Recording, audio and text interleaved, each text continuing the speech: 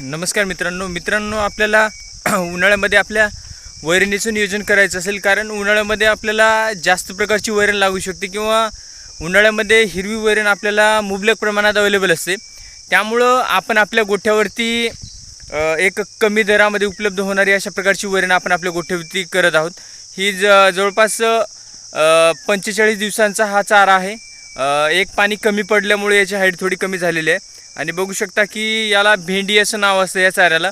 आणि याची वाढ जवळपास 15 फुटापर्यंत चांगली बघायला भेटून येऊ शकते आणि यामुळं दुधाचं प्रमाण आपल्याला आपल्या गोठ्यामध्ये वाढलेलं बघायला भेटून येऊ शकतं.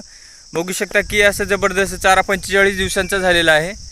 आणि उन्हाळ्यामध्ये आपल्याला वारंवार चाऱ्यामध्ये बदल करत राहणं, सुपर नेपेर असो किंवा आपला मुरघास वगैरे असो किंवा वेगळ्या काही प्रकारचा वैरण असो, गोठ्यावरती वेगवेगळ्या प्रकारच्या वैरणीचं नियोजन करणं गरजेचं आहे.